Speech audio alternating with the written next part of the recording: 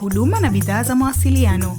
Mwarobaini umepatikana. Endapo utapokea ujumbe au kupigiwa simu yenye viashiria vya utapeli, chukua hatua zifuatazo ili kuiripoti. Ikiwa umepokea ujumbe mfupi, tuma ujumbe huo pamoja na namba ya simu iliyotumika kutuma kwenda namba 15040. Ili ukamilishe hatua hizi, kwanza ufungue ujumbe huo na kisha kuutuma au kuuforward kwenda namba 15040. Mara baada ya kutuma ujumbe huo, utapokea ujumbe mfupi kutoka namba 15040 ikikutaka uingize namba iliyotumika kutuma ujumbe huo.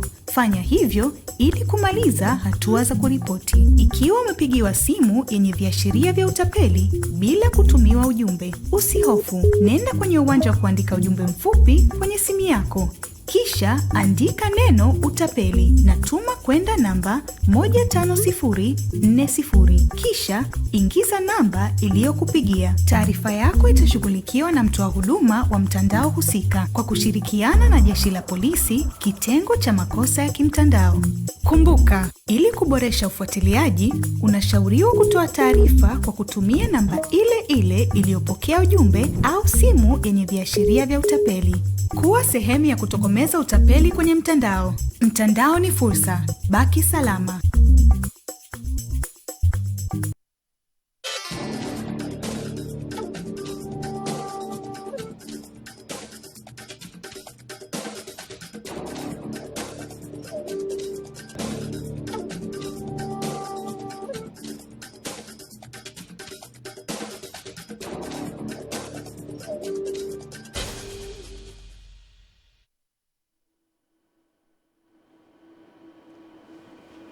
Naam, ni Jumatatu ya tarehe 18 ya mwezi wa 5 mwaka 2026. Karibu mwana baragumu wenzetu, mtazamaji wa Channel 10 popote pale ulipo. Karibu katika kipindi chetu cha Baragumu Live kwa siku ya leo. Tamati ni saa 3 kamili asubuhi ya leo, na ndivyo ambavyo tunaianza wiki kwa kuangazia taarifa mbalimbali ambazo zimeweza kujiri kutoka kona mbalimbali mara baada ya mapumziko ya siku mbili. Mimi ni Emmanuel Mwakapotela, lakini siko peke yangu, niko na Dorcas Rems Mtenga mama mkwe, lakini bila kumsahau Kenny Malila. Tuko tayari kukuletea taarifa mbalimbali ambazo zimeweza kujiri. Ndugu zangu, habari ya asubuhi.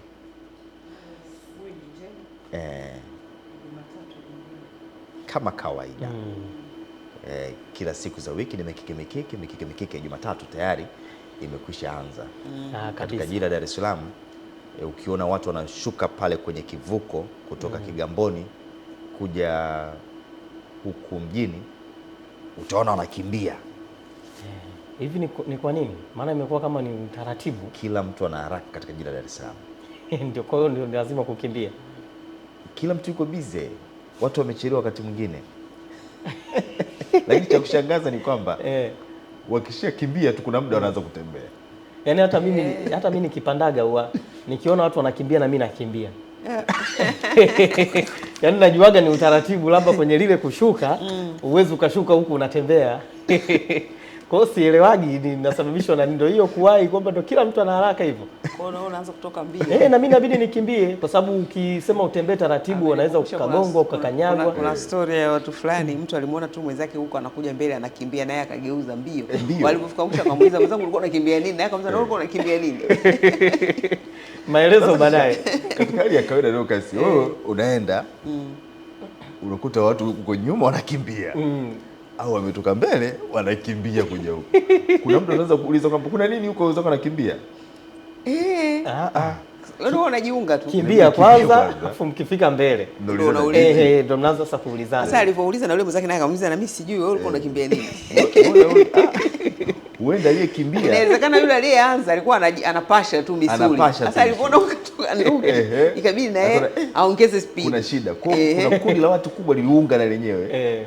Liko linakimbia bila sababu. Mbona inabidi ututafutie hiyo. Inawezekana tu ni haraka tu. Hapo kwa utaratibu kwamba ukishuka kuna ulazima gani wa kukimbia?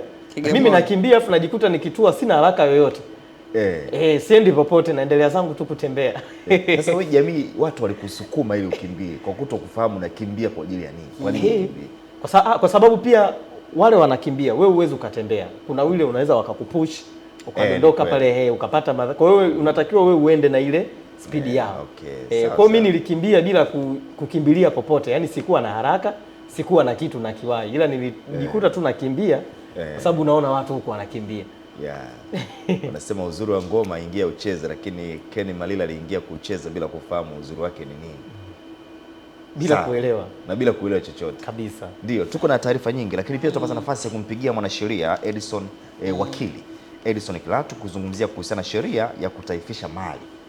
Tumeshuhudia hivi karibuni katika ziara za Mheshimiwa Waziri Mkuu, amekuwa akizungumza mara kwa mara kuhusiana na namna ya utekelezaji wa hii sheria, na imeonekana kwamba mara kadhaa imekuwa ikiacha maumivu kwa wananchi. Kwa mfano, wakati mwingine unakuta labda mfugaji, kwa mfano mfugaji ambaye yeye ndiye aliibua hili swala.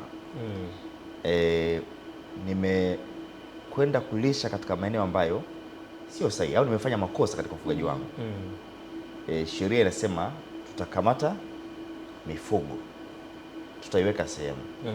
Lakini tufahamu chombo cha mwisho ambacho kinatoa haki hapa duniani ni mahakama, kwa sababu hata mkuu wa mkoa naweza nikamshtaki pia kwa nafasi yake. Sio mnipa. Sasa ile kesi ikienda mahakamani, unakuta mfugaji huyu ameshinda, anarudi kudai mifugo yake, anaambiwa mifugo yako imekufa. Sio mpata Kwa hiyo kuna namna ambavyo mambo inabidi yakae sawa. Kuliko kumwachia maumivu. Mimi nimeshinda kesi, nipe mifugo yangu, unaambiwa kwa roho rahisi tu kama mifugo yako imekufa. Kwa hiyo tutapata nafasi ya kumpigia mwanasheria wakili msomi Edison Kilatu aweze kufafanua hii sheria ya kutaifisha mali ni sheria ina gani, lakini pia iliwekwa kwa malengo gani, lakini tunaangalia ina mapungufu gani ndani yake ambayo huenda yamepelekea mpaka kuangalia namna ya kuweza kuifuta hii sheria ili isiweze kuacha maumivu kwa wananchi.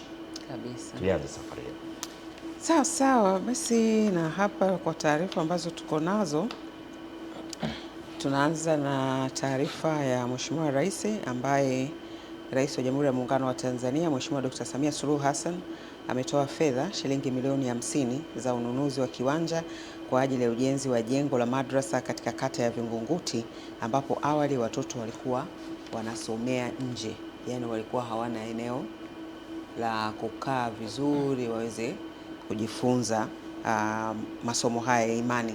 Lakini Mheshimiwa Rais kwa hiyo ametoa fedha hizo, watapata jengo. Na hapo alikuwa anaisema huyu mkuu wa wilaya ya Ilala Edward Mpogolo. Labda tuisikilize taarifa hii na kisha tutarejea. Akizungumza mara baada ya kukabidhi eneo hilo kwa viongozi wa dini wa kata ya Vingunguti, mkuu wa wilaya ya Ilala Edward Mpogolo anaeleza kuwa ujenzi wa madrasa hiyo ni ishara ya dhati ya Mheshimiwa Rais Dr. Samia Suluhu Hassan ya kuendelea kukuza maadili kupitia elimu ya dini kwa watoto na vijana. Kitendo hiki ambacho leo hii viongozi wetu wa dini mpo pamoja na wabunge wetu ni ishara tosha ya dua njema ya rais wetu wa Jamhuri ya Muungano wa Tanzania. Hivyo na kila sababu ya kumshukuru Mungu wangu kwa afya ambayo ameendelea kumjalia rais wetu. Wapo viongozi, lakini si kila kiongozi anajaliwa hekima kama alizokuwa nazo rais wetu. Hivyo na kila sababu ya kumshukuru Mungu. Lakini namshukuru Mungu kwa afya njema ambayo ametujalia sisi sote. Leo hii mpaka tumefika hapa kwenye hatua hii muhimu. Walikaa wenzetu kwenye kamati wakiwa wanakilio na changamoto za madrasa. Na wakati wanafikiria changamoto hii ya madrasa, viongozi wetu chini ya mwenyekiti wetu Sheikh Badru hawakujifikiria wao. Waliwafikiria watoto. Kwa upande wake, mbunge wa jimbo la Segerea Agnesta Lambert Kaiser, ambaye ni mmoja wa aliyefanikisha kupatikana kwa eneo hilo pamoja na mambo mengine, ameahidi kuchangia mifuko 150 ya saruji. Naanza na Mheshimiwa Anthony Peter Mavunde ambaye ni waziri wa madini, ambaye yeye ameahidi kuleta mifuko 250 ya simenti.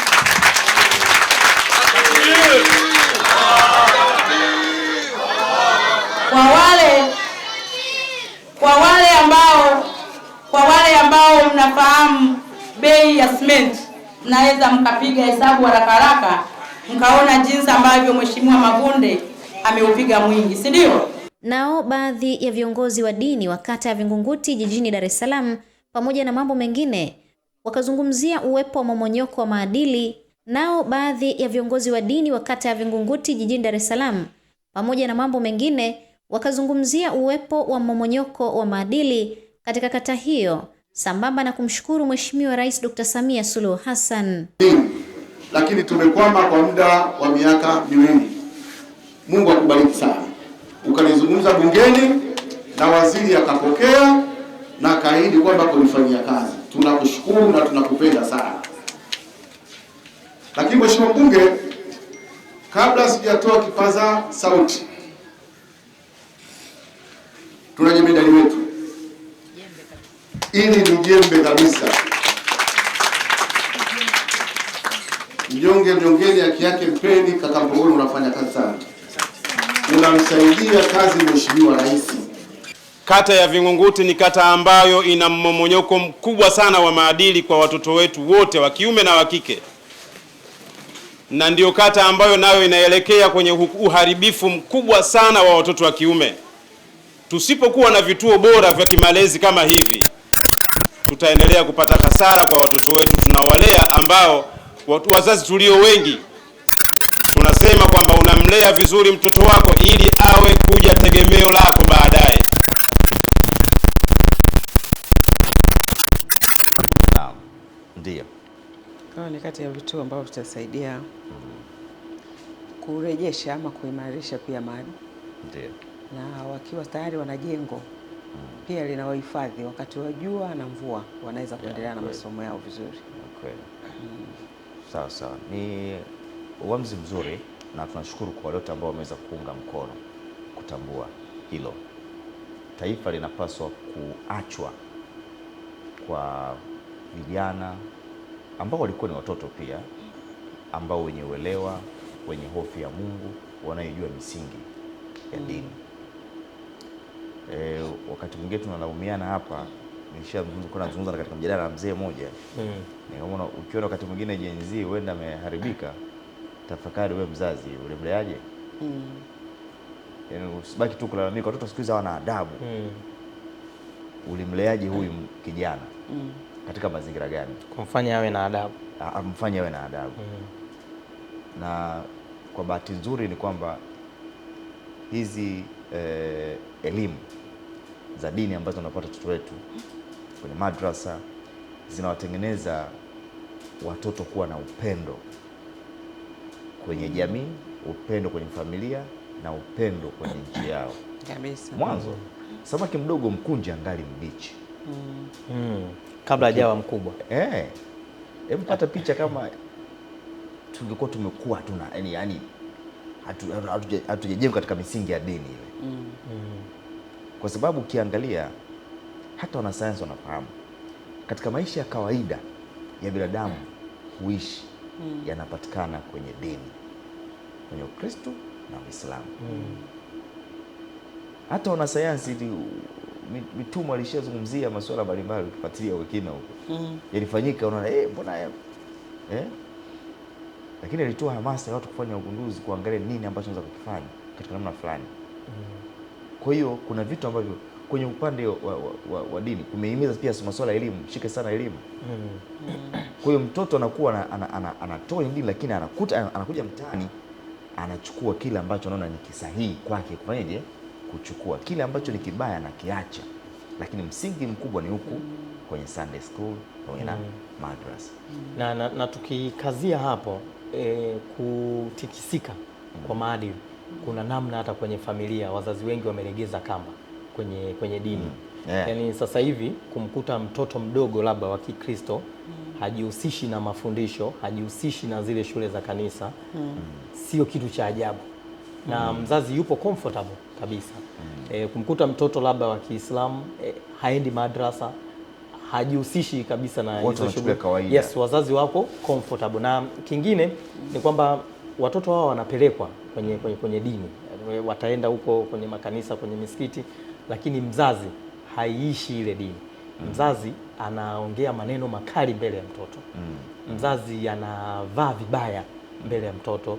Mzazi yani ana ile tunasema ana misbehave mbele ya mtoto bila kujali kitu chochote. Unasahau kitu kimoja, watoto wanajifunza mara mbili. Wanajifunza kwa kuambiwa na wanajifunza pia kwa kuona. Ndiyo. Mfano kutoka kwa watu wanaowaamini. Zaidi kwa kuona. Yes, kutoka kwa watu ambao wanawaamini. Sasa wewe mzazi ukiishia tu kumwambia mtoto wangu labda mwanangu usivute sigara, ili hali wewe kila siku anakuona unavuta na unamtuma sigara na unamtuma unaona, unamwambia mtoto wako usitukane, wewe neno lako umalizi maneno mawili tayari umeweka tu tayari. Yes, nini kitu ambacho unategemea leo hii unamsii labda mtoto kila siku uamke uwe unaenda kwenye nyumba za ibada, uwe unaenda msikitini, wewe uendi, nyie wazazi humo hamwendi. Ni ngumu sana kumshawishi katika hilo, kwa sababu kuna ile tunasema kwamba shujaa wa kwanza wa mtoto ni mzazi. Yani mtoto ni rahisi sana kwa hiyo mzazi kama utamwacha tu mtoto ataende tu na wewe kukabidhi kwa watu wengine si sawa. Yani ninachokizungumza hapa kweli, watoto tuwapeleke madrasa, mafundisho ya kipaimara huko shuleni na kwingine kote, lakini kwenye familia ndipo pale panapoanzia. Kama pale patatikisika, tutalaumu tu watu, tutawalaumu mashehe, tutawalaumu wachungaji, tutawalaumu walimu, na ukishaona lawama, mnyororo wa lawama umekuwa mkubwa, basi ujue tatizo linaanzia kwenye ngazi ya familia. Yani kweli. Na pili, wakati wanaandaliwa huku hata mashuleni huku vipindi vya dini vinapaswa kuheshimiwa. Naam. Kwa sababu tunawalea wanakuja huko, vipindi vya dini vinapaswa kuheshimiwa. Kuna mtu mmoja aliniuliza swali. Akisema natafuta viongozi sana wenye hofu ya Mungu ambao wamesoma. Lakini kwenye ufaulu wenye somo la dini pale huwa mzingatii amefaulu. Huwa wazingatii. Wazazi wazingatii. Mfumo tu wa elimu yani. Unasema uwe na ufaulu isipokuwa somo la dini. Okay. Sasa unamtafuta mtu ambaye mwenye hofu ya Mungu. Tuangalie basi na huko. Uangalie huku kwamba somo la dini umpata ngapi? Angalau kidogo. Inaweza katika mazungumzo ana chochote kitu. Ujue ana chochote kitu. Maana lile somo nalo huwezi kukariri. Hata Zaburi ngapi ukimuuliza hajui. Kama hujapita huko, sawa karibu. Ndio. Basi tukielekea kule Kigoma ni kwamba kuna taarifa nyingine ya makamu mwenyekiti ambayo inasema makamu mwenyekiti wa Chama cha Mapinduzi CCM Bara Steven Wasira ametoa wito kwa Watanzania kuhakikisha wanalinda amani ya nchi na kutokuwa sehemu ya kuchochea uvunjifu wa amani pamoja na kuvuruga amani iliyopo kutokana na maneno ya baadhi ya watu ambao sio wazalendo na hawaipendi nchi yao. Tuisikize taarifa ya mwanahabari wetu Mwajabu Hoza kutoka kule Kigoma na kisha tutarejea. Sisi wa Kigoma si watu wa kufundishwa gharama ya amani. Nyinyi mmekuwa wenyeji wa watu waliokimbia fujo. Sasa watu wanavuruga amani, eti wanasema kuvuruga amani ndio jibu la haki. Hali ambapo hakuna amani, hakuna haki. Kauli hiyo aliitoa wakati wa mkutano wa hadhara uliofanyika uwanja wa Kawawa manispaa ya Kigoma Ujiji mkoani hapa, ambapo pia ameeleza miradi iliyotekelezwa na serikali kwa kipindi cha miaka 5. Miaka 5 iliyopita Kigoma ilikuwa na shule 612 za msingi. Leo tunapozungumza kuanza kipindi cha pili cha awamu ya 6, Kigoma ina shule 747, zimeongezeka shule 105. Shule ya sekondari zilikuwepo shule 146, leo ziko 258. Zimeongezeka 112 kwa miaka 5. Na hata vyuo vikuu vinaanza kujengwa Kigoma. Muhasi wanajenga tawi lao hapa Kigoma, ni uongo. Kulikuwa na zahanati 236, sasa ziko 250. Vituo vya afya vilikuwa 34, sasa ni 44, vimeongezeka 10 kwa miaka 5. Hospitali zilikuwa 3, sasa ziko 6 katika mkoa wa Kigoma. Sambamba na hilo ameeleza namna ambavyo serikali itaendelea kutekeleza ilani ya chama kwa mwaka 2026-2030 ndani ya mkoa wa Kigoma. Ilani inayokuja ya mwaka huu tunataka kujenga shule 78 za mkoa wa Kigoma. Tutajenga madarasa 656 katika mkoa wa Kigoma. Jenga madarasa 1338 ya sekondari na shule mpya za sekondari 22. Na mpango wa kuunganisha Kigoma na Katavi kupitia msituni pale. Alafu anasema mtu hawajafanya chochote tangu uhuru. Awali mbunge wa jimbo la Kigoma mjini Clayton Chipando akaeleza makusudio ya serikali ni kulifanya jimbo la Kigoma mjini kuwa jimbo la kimkakati katika kukuza uchumi wa mkoa. Dr. Samia Suluhu Hassan ametupa barabara ya kutoka Nazareti kupita hospitali ya Baptisti. Mmeona mjaona? Dr. Samia Suluhu Hassan ametupa barabara ya kuunganisha posta kwenda airport. Magreda yapo hamna.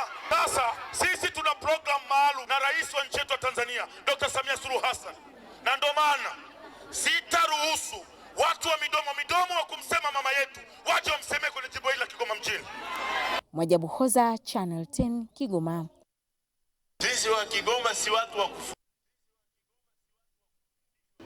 Unaita Kigoma mwanzo wa reli lakini mwisho wa reli lakini mwanzo wa fursa hizo unazisikia.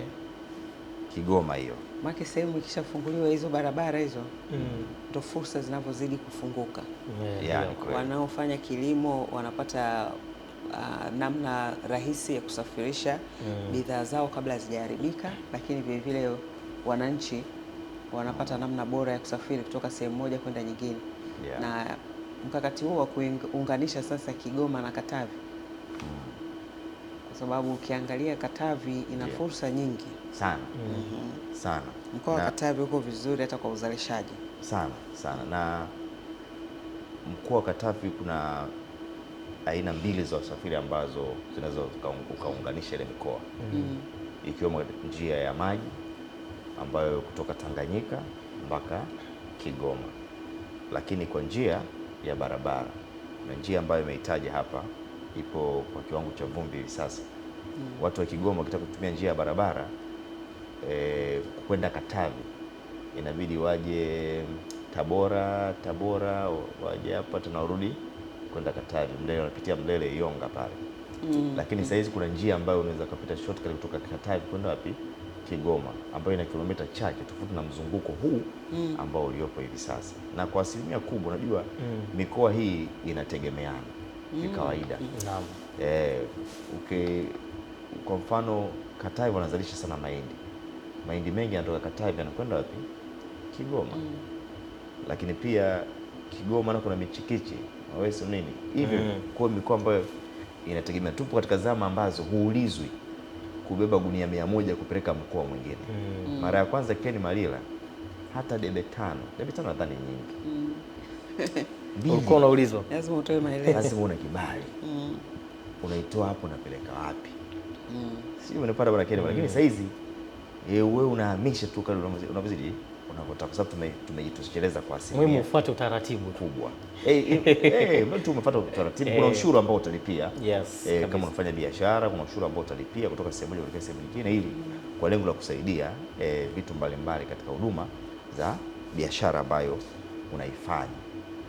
Ni Chama cha Mapinduzi ambacho kimeendelea kuwa na ziara mbalimbali. Tumeona hivi sasa vyama vinafanya kampeni. Kwa upande wa Chama cha Demokrasia na Maendeleo Chadema, na wenyewe wameendelea kufanya nini? Sio kampeni, wameendelea kufanya shughuli za kisiasa. Maana kampeni bwana, kampeni bado kampeni hazijakuisha kichwani. Labda zile sehemu ambazo kuna uchaguzi mdogo. Ule uchaguzi mdogo. Lakini kama uchaguzi mdogo Chadema wenyewe hawapo. Kwa mfano ukienda kule wapi kule Ismani, Chadema wenyewe hawashiriki. Vyama vingine vile 18 nimeona kwa vinafanyaje? Vinashiriki. Ndio. Shughuli za kisiasa wameendelea kufanya mikutano mbalimbali. Chama cha Demokrasia na Maendeleo walikuwa Geita, wamefanya mikutano yao pale, lakini pia kuna ziara ambayo anaifanya mwenezi wa Chama cha Mapinduzi, lakini hivyo na viongozi wengine. Na mikutano hii pia kwa asilimia kubwa ya vyama vya siasa imelenga, ukitazama mtazamo, kuimarisha pia chama kabisa, lakini na kueleza hoja ni nini ambacho wanakiona. Kikubwa zaidi tunapokuwa kwenye majukwaa, unajua wanasiasa sisi tuna ushawishi mkubwa sana, ni kuzingatia unasema nini na kwa wakati gani. Hilo ni jambo la msingi zaidi, kwa sababu unajua mwanasiasa ndani ya chama kuna kitu kinaitwa itikadi. Kwa hiyo ukiwa mwanasiasa kuna wafuasi wako ambao wanakutazama wewe. Wewe kama wewe kwanza kabla ya chama. Wewe kwanza. Kuna wale wa wewe kama wewe wa kwako. Wewe kama wewe. Kama yule bwana, unajua kuna baadhi ya wanachama wanasiasa wakihama kutoka chama kimoja kwenda chama kingine wanahama na watu. Ndio. Wapo hao. Sio, umeelewa? Kwamba yani mpaka nani Ken Malila ameenda chama X. Kutakuwa kuna kitu. Naye anaenda. Ni kama kwenye mpira tu. Ronaldo kutoka huku na wenyewe watu wanaenda kule. Kwa sababu kuna itikadi ndani yake. Kwa kikubwa ni kuangalia tunazungumza nini na kwa wakati gani. Hili ndio jambo la msingi. Na hii ni kwa wote, chama tawala, chama cha CCM na vyama vingine ambavyo vinafanya mikutano ya kisiasa. Ndio. Basi tukielekea sasa huko kwenye taarifa nyingine inaelezea waziri mkuu akagua maendeleo ya mradi wa maji miji 28, ambapo waziri mkuu wa Jamhuri ya Muungano wa Tanzania Mheshimiwa Dr. Mwigulu Nchemba ametembelea na kukagua maendeleo ya utekelezaji wa mradi wa maji wa miji 28 katika mji wa Chemba unaotekelezwa kupitia Wizara ya Maji kwa kushirikiana na Wakala wa Maji na Usafi wa Mazingira Vijijini RUWASA wilaya ya Chemba.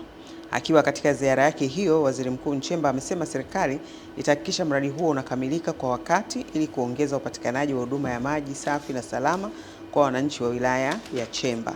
Akiwasilisha taarifa ya utekelezaji wa mradi huo mbele ya Waziri Mkuu, Mkurugenzi wa usambazaji maji kutoka Wizara ya Maji, Mhandisi Charles Mafie, amesema mradi huo wenye thamani ya zaidi ya shilingi bilioni 11 unatarajiwa kuhudumia wananchi zaidi ya 11,141 wa mji wa Chemba pamoja na vijiji vya Chemba, Chambalo, Kambi ya Nyasa, Gwandi, Paranga na Makamaka. Amesema mradi huo umefikia asilimia 76 ya utekelezaji na unahusisha ujenzi wa visima vitatu vyenye uwezo wa kuzalisha lita za ujazo 200,000 na 7,000 kwa saa, matenki ya kuhifadhi maji, kituo cha kusukuma maji pamoja na ulazaji wa mabomba ya kusambaza maji yenye urefu wa kilomita 60. Tumsikilize Mheshimiwa Waziri Mkuu na baadaye Mkurugenzi wa usambazaji maji.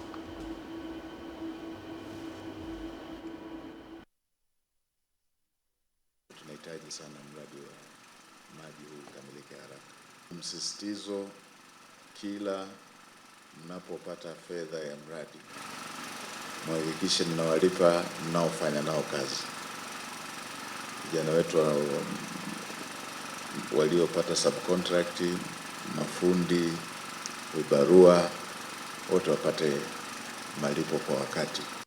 Mradi huu umejengwa tenki moja kubwa lenye uwezo wa kuhifadhi lita 500,000 ambalo baada ya kusukuma kutoka kwenye eneo lililopo ambalo ni eneo la pump yatasukumwa kwenda kwenye tenki la lita 500,000, lakini kuna tenki jingine pia ambalo lililopo kwenye miradi ambayo imetanguliwa kujengwa. Gharama ya mradi huu ni shilingi bilioni 11. Mpaka sasa mradi utekelezaji wake umefikia asilimia 76. Tunahitaji sana mradi wa maji huu ukamilike haraka. Msisitizo kila mnapopata fedha ya mradi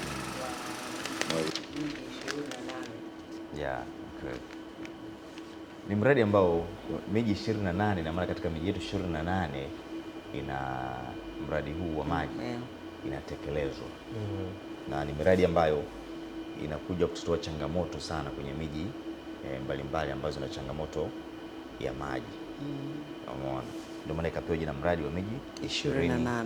Sasa wakati Waziri Mkuu akiwa katika ziara yake huko Chemba, mkoa wa Dodoma, ndio katika ziara Mheshimiwa Waziri Mkuu amekuwa na utamaduni wa kuwasikiliza wananchi kero zao, lakini na mambo mbalimbali kwa lengo la kuhakikisha kwamba serikali inakwenda kuyatekeleza yale ambayo huenda wananchi wanahitaji yatekelezwe.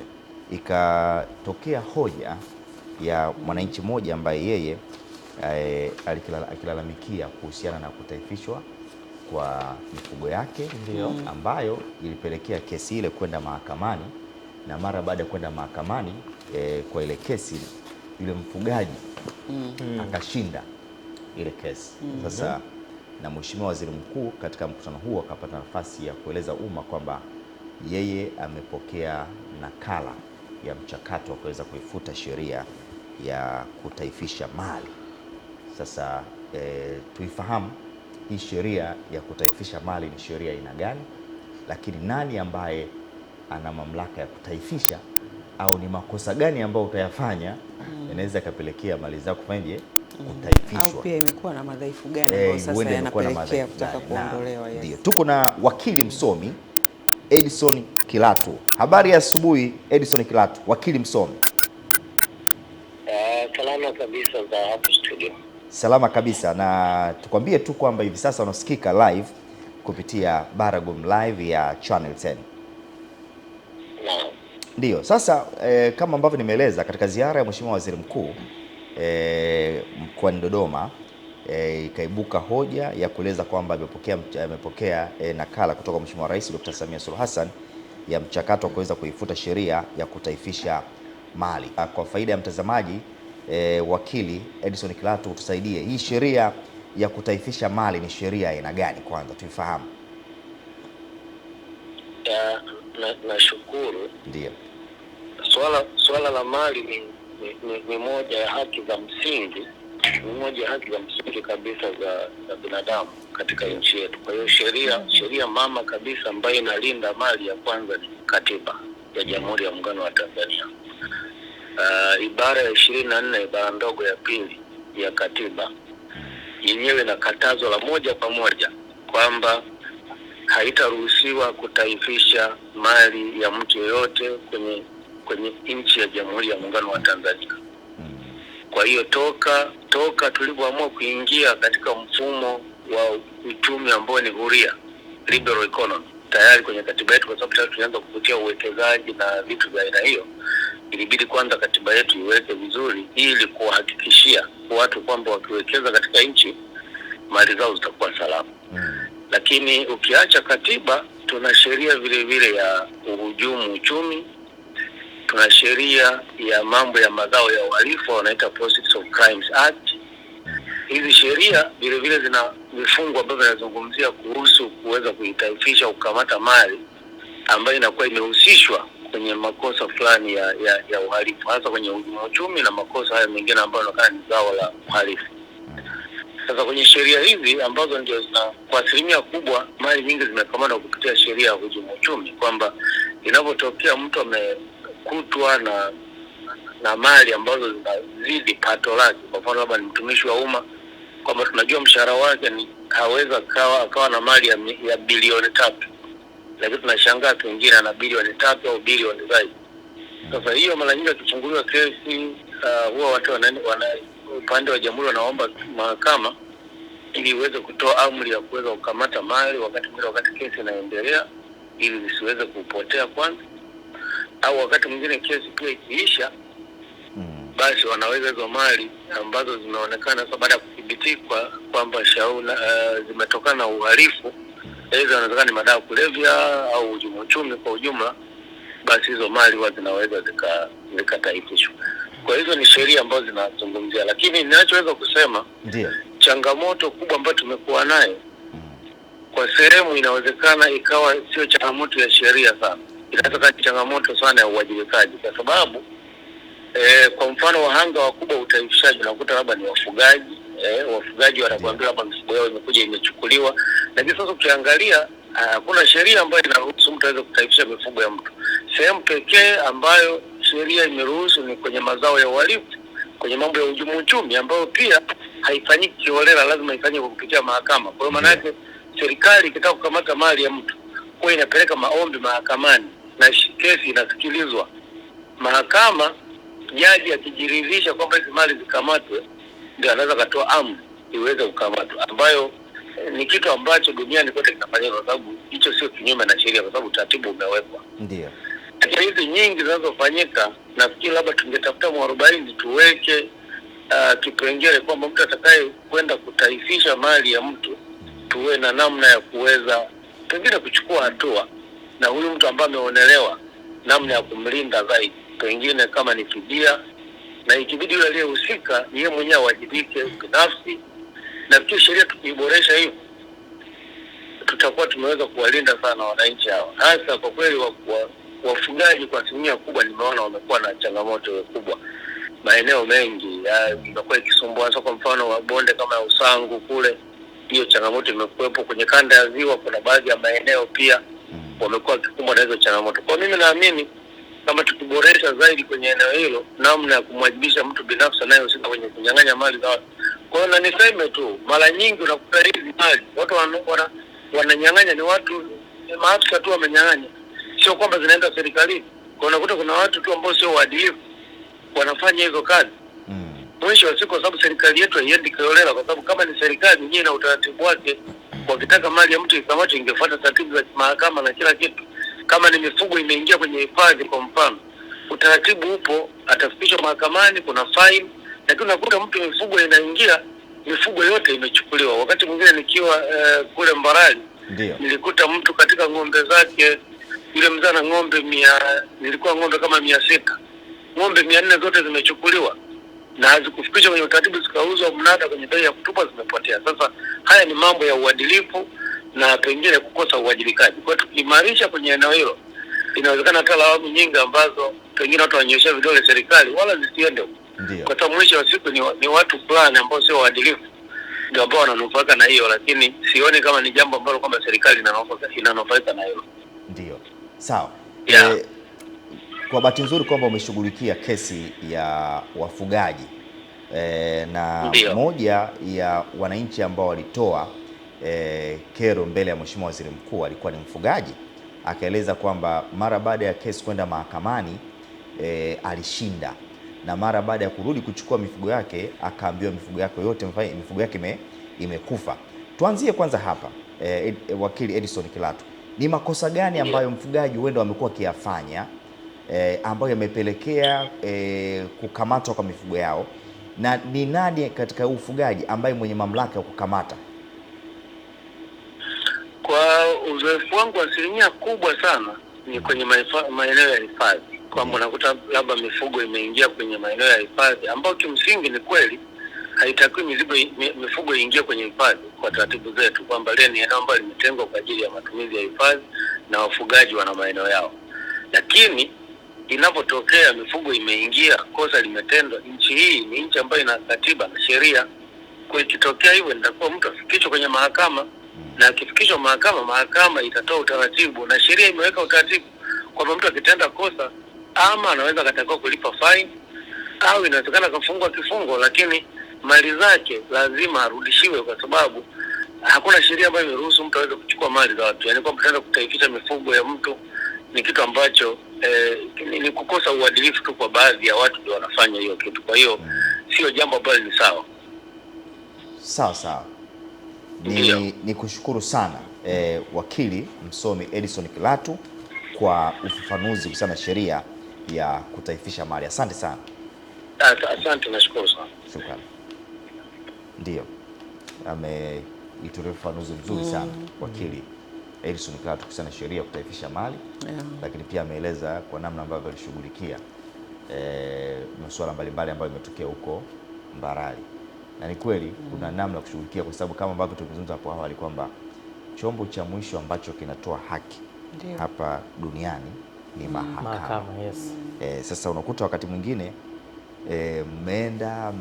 mchakato umeenda muda mrefu, huyu mtu anashinda kesi yake, akishashinda anarudi anaambiwa mifugo yako imekufa.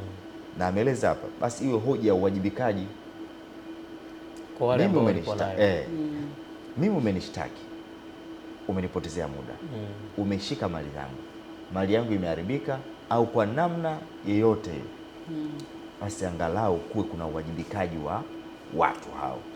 Hilo jambo la msingi kabisa, kwa sababu kwa wafugaji imewachia pia maumivu makubwa sana. Wakati mwingine minunguniko, wengine kero, na wakati mwingine kuichukia serikali kama ambavyo amezungumza kwamba na mtu akiona hivi anaanza kuichukia moja kwa moja serikali kwamba yeye ndio imefanya, ndio mamlaka yenyewe imefanya. Mtu alikuwa na maisha yake mazuri, alafu ghafla amekuwa maskini na hakuwa na hatia.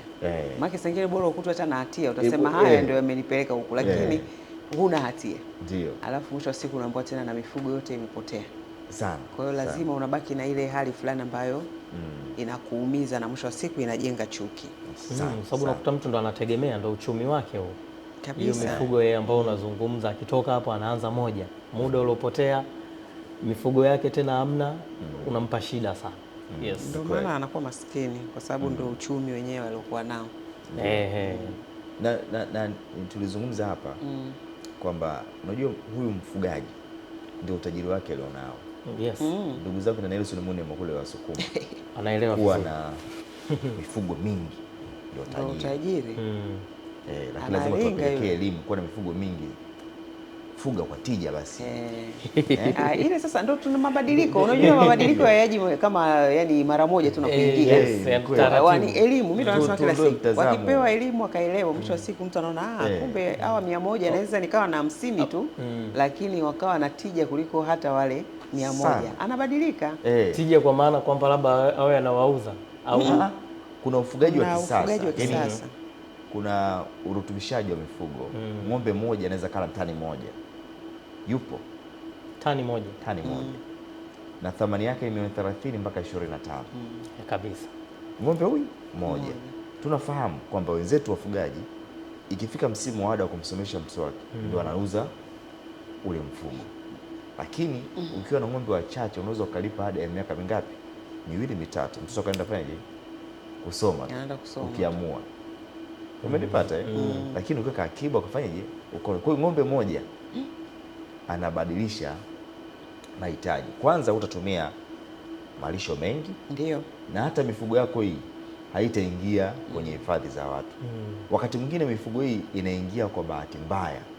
Kwa sababu unajua mchungaji mwenyewe enda kujisahau ikaingia kwenye hifadhi. Kwa sababu una mifugo mingi 800 mtu mmoja. Alafu inakudrain hata wewe, inakuchosha, inakupa kazi kubwa ngumu. Sasa tumalize na story ya mwenezi akiwa naye anaendelea na ziara yake kule. Jana alikuwa Bunda na inasema katibu wa NEC itikadi na uenezi na mafunzo wa CCM Taifa Kenan Kiongosi amesema CCM itaendelea kusimamia serikali yake kwa nguvu zote ili kuhakikisha miradi yote ya maendeleo kwa wananchi inakamilika kwa wakati, huku akizielekeza kamati za siasa kuanzia ngazi ya tawi kusimamia kikamilifu utekelezaji wa ilani ya Chama cha Mapinduzi, kwani ndio mkataba kati ya chama na wananchi wake. Mwanahabari wetu Nelson Munema yupo katika ziara hii, tumsikilize akitupa taarifa hii kutokea kule Bunda mkoani Mara. Mwenezi CCM Taifa Kenan Kihongosi ameyasema hayo akiwa wilayani Bunda mkoani Mara kwenye ziara yake ya kichama iliyokwenda sambamba na ukaguzi na uzinduzi wa miradi pamoja na kuweka jiwe la msingi la mradi wa kitega uchumi la tawi la CCM Kibarabi, ambapo amesema CCM ndio chama pekee ambacho ilani yake inatekelezeka na kuwataka wananchi kulinda miradi hiyo kwa wivu mkubwa. Ukichoma kituo cha afya, hasara anayeipata ni wananchi wa Bunda, kwamba hutatibiwa, mkeo hatajifungua wala mtoto wako hatapata huduma, mtateseka. Ukichoma shule, maana yake mtoto wako asisome, hasara ni ya kwenu. Ukichoma ofisi ya serikali ya mtaa, hutapata huduma, hasara ni ya kwenu. Na wanaowachochea mfanye vurugu hawaishi Bunda. Kwenu ni Bunda, palindeni Bunda. Hii ni ardhi Mungu amewapa, itunzeni. Msipolinda nyumbani kwenu, hakuna mgeni atawalindia kwenu. Wanasiasa wanaochochea vurugu wote, familia zao ziko salama na wanaenjoy maisha huko walipo. Wasije hapo wakakujaza chuki, wakakupandikiza mambo yasiyofaa. Pakiharibika Bunda, hamna pa kukimbilia. Hakuna mgeni ataipenda Bunda tofauti na watu wa Bunda. Siasa zisiwagawe, tuunganishwe na Utanzania wetu. Sisi moja. Na siku zote tuendelee kuchapa kazi kwa maendeleo ya mkoa wetu na wilaya yetu ya Bunda. Kihongosi amekagua mradi wa maji kutoka Butiama hadi Nyamswa na gharimu kiasi cha shilingi bilioni 8, ambapo amesema kukamilika kwake ni kutimiza azma ya Rais Daktari Samia Suluhu Hassan ya kumtua mama ndoo kichwani. Sasa ni waahidi wananchi wa eneo hili kwamba kwa kuwa chama kimeshaona mradi, tutaipa wizara msukumo na tutaongea na Mheshimiwa Waziri Comrade Aweso. Of course tunajua anafanya kazi nzuri. Jambo hili haliwezi likamshinda, na kwa kuwa dhamira ya Mheshimiwa Rais ni kumtua mama ndoo kichwani ya maji, naamini mradi huu utakamilika kwa mujibu wa mkataba kama ambavyo umeelekeza hapa. Utekelezaji wa mradi huu unalenga kuhudumia wananchi 51,935 kwa kata zote za wilaya zinazopitiwa na mradi huu. Mradi huu utagharimu shilingi bilioni 8 357,146,866 na senti 81. Mheshimiwa Mwenyekiti, hadi sasa Mamlaka ya Maji Bunda imepokea kiasi cha shilingi bilioni 2 na kulipa mkandarasi husika. Kwa sasa bomba na mitaro imeshachimbwa na kufika eneo la karibu na tenki dogo ambalo litawekwa pampu kwa ajili ya pampu kuja kuleta maji hapa.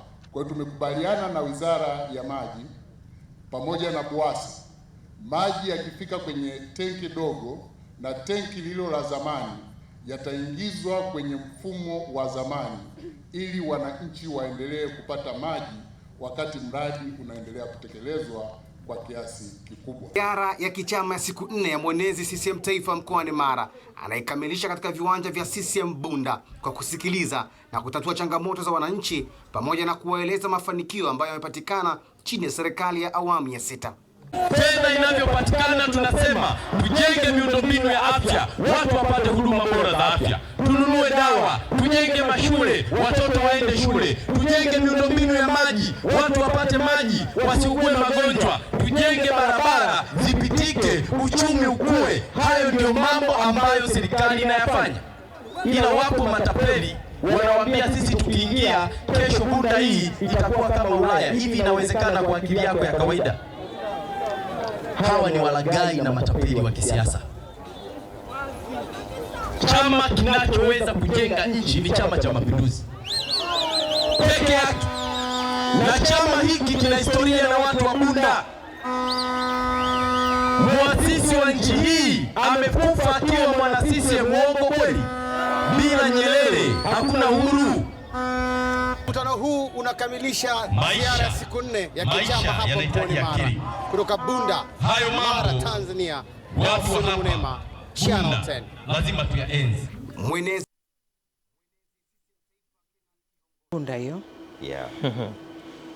Naona na wao kama tuliona ule mradi wa maji miji 28, na wao nimeona pia swala kubwa tinapo lilikuwa ni maji, ambapo mwenezi amewaahidi sasa atazungumza na waziri mwenye dhamana ili kuhakikisha na wao wanafikiwa. Yeah. Jambo la msingi kweli kweli. Unajua maisha ya kawaida ya mwanadamu, maisha ya mwanadamu zote kila siku yanahitaji maji. Yes, kitu muhimu sana. Maji ni uhai. Duniani hapa kuna vitu vingi sana, lakini maji tukaambiwa maji ni uhai. Hata inapotokea mvua haijanyesha muda mrefu, hata wanyama wanapata shida sana. Yes. Ni kweli. Na maji unakuta vyanzo vile vidogo vidogo vingi huwa vinakauka kwa sababu ya kiangazi. Ndio. Na maji umuhimu wake yasipokuwepo ndio utaona. Yaani kuna muda hapa ukisikia mtu anazungumzia anahitaji maji, unaweza ukaona kama ni anafanya utani hivi. Ila yalikatikaga maji kipindi fulani hapa Dar es Salaam, kuna baadhi ya maeneo watu walikula kama siku kadhaa hivi. Ndio waliona sasa kumbe watu wanavyoulizia maji ni kitu muhimu sana na hayana mbadala. Sehemu ambayo inahitajika maji, basi ni maji tu ndio ambayo yanaweza kufanya hiyo kazi. Yeah, ni kweli. Sawa. Sasa nataka niwakumbushe tu kwamba tulikuwa naelezana hapa kuhusiana na mafunzo ya kutengeneza cappuccino na mambo ya espresso. Bado nataka niwakumbushe kwamba kama unatamani kuwa mtaalamu wa kuchanganya kahawa na cocktail, basi ni nafasi yako ya sasa ya kujiunga na Barista Planet Academy ili ujifunze kwa vitendo utengenezaji wa cappuccino, espresso na aina mbalimbali za kahawa za kisasa. Unajua kuna kahawa kuna kutengeneza kahawa. Kuna wale wa kaskazini wanatwanga. Najua Doka sana fahamu ile kahawa ya kutwangwa ina nani? Inakangwa alafu inatwangwa kwenye kinu tumia nadhani. Ikishapigwa pale ndio moja wanaichekecha. Chekecha. Hiyo wanaichekecha napata. Unachota tu unachemsha. Sasa kuna namna ya uandaji wa hiyo kahawa ili ukapata ladha mbalimbali. Ndio maana nilikuwa tunasoma nikwambia mimi nataka nijifunze. Nafikiri utani. Ndio. Si unapata sasa una nafasi ya kujifunza kwa vitendo utengenezaji wa cappuccino, espresso na aina mbalimbali za kahawa za kisasa pamoja na ujuzi wa kuchanganya vinywaji na cocktail za kiwango cha juu. Sasa kwa mwezi mmoja tu unahitimu na kupata cheti cha kimataifa kitakachokuwezesha kufanya kazi popote duniani. Yaani hiki cheti ambacho utakipata pale kitakuwezesha kufanya kazi katika maeneo yoyote duniani. Hapa nchini Tanzania tunatarajia kuwa na mashindano ya AFCON 2027 mwakani. Kwa nini usiandae duka lako la kahawa? Tena na uzuri vinafuatana, kuna AFCON lakini pia kuna Miss World. Sasa umeona bwana wanaokuja ni watu tofauti mazao tofauti, na tayari serikali itangaza fursa kwamba kwa yoyote mwenye wazo la kutaka kufungua kitu basi anaweza kutoa taarifa. Wewe ukatengeneza eneo lako rasmi, watu wakapata cappuccino na espresso na mambo mengine mengi. Kuna jamaa mmoja nimemwona ukienda kama Mwenge kama sikosei pale kafungua katika AFCON 2027 nadhani ni restaurant hiyo. Okay, yes. Huyu jamaa katumia fursa hiyo. Mwenge muda mrefu unaona pale. Na ni muda mrefu kweli. Ina muda sana. Umeona? Yupo mbele ya muda sana. AFCON 2027. Ndio kabisa. Yuko mbele ya muda. Sana. Tumpongeze kwa kweli. Kabisa. Tunampongeza sana. Kabisa. Kwa hiyo na hii ni mara baada ya serikali kutangaza. Sasa na wewe unaweza kupiga cappuccino AFCON 2027. Yaani ukatembea mule. Wewe tembea mule. Watu hapa wanajua kuna mambo ya kahawa kidogo. Umeona Sasa ada ni shilingi 750 tu kwa mwezi, lakini unaweza kuanza kulipa 100,000 tu na ukaanza kumalizia taratibu. Wanapatikana Dar es Salaam, maeneo ya Posta, jengo la IPS. Kwa taarifa zaidi wewe wapigie tu simu namba 0791815822. Narudia kwa faida yako mtazamaji, 0791815822. Cheti ambacho utakipata katika chuo hiki kitakuwezesha kufanya kazi popote duniani. Na kama ambavyo unafahamu hivi sasa kuna mahoteli mengi, ukienda Zanzibar yanafunguliwa, ukienda Kenya yanafunguliwa, hapa nchini Tanzania yanafunguliwa.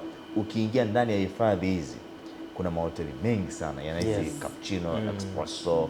Wanahitaji wataalamu inahitaji wataalamu hawa, kwa sababu unaweza unajua kuhudumia nini, lakini ukienda kuongeza ujuzi unakubeba zaidi, kwa sababu unapoenda kuomba kazi wanaangalia wewe una nini cha ziada. Na hiyo cappuccino mwaka watu kutoka Italia inapotangaza inapotengenezwa, unataka utuelekeze? Nataka nikwambia nini watu kutoka wapi ambao wanapendelea sana. Jinsi alivyoanza hata mimi nilijua tunapata maelekezo hapa. Keni Malila usidanganye. Hapa nikasema mwenzetu labda alishapata mafunzo ni. Wataliano wanapenda sana hivyo vitu. Ndiyo. Yes, kwa hiyo ndio maana unaona sehemu ambazo wageni wa Kitaliano wanakuwepo ni vitu muhimu sana hivyo kuviweka, lakini pia na wale Latin Americans, Brazil, Argentina, Chile, Peru, hauambii kitu. Wanapenda sana. Na Hispaniola. Umezungumzia Italia. Italia ni moja ya wananchi, ni moja ya wageni ambao wanakuja sana nchini Tanzania. Sana. Hata wa Hispania. Kwenye kutalii wanakuja sana, wanapenda sana kutalii wa Italia. Asante sana mtazamaji. Hii ni Baragum Live. Mimi ni Emmanuel Mwakaputela. Dorcas Rems Mtenga yuko hapa, bila kumsahau Kenny Malila. Tamati ni saa 3 kamili asubuhi ya leo. Tutarejea hapa kukutana na wahariri. Kimamba.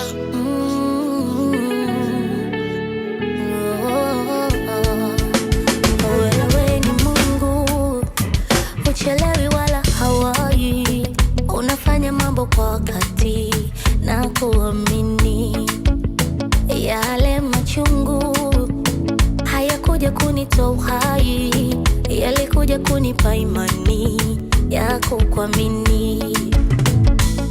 Nitakushukuru kama nikipata leo, nitakushukuru kama nikikosa kesho. Mimi ninachojua wewe una upendeleo, na fahamu zako zimenizidi upeo. Leo zamu yangu umenikumbuka, na mimi mbona siamini nitakulipa nini. Leo zamu yangu umenikumbuka, na mimi mbona siamini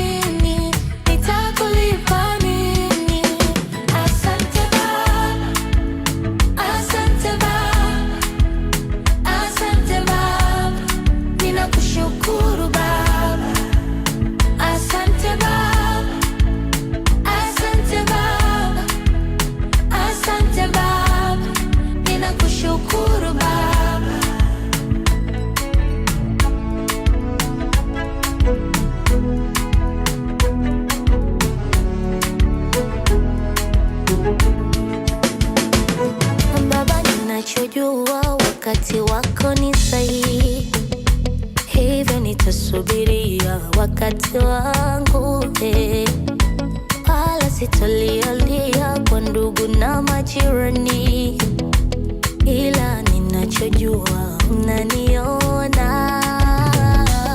Nitakushukuru kama nikipata leo, nitakushukuru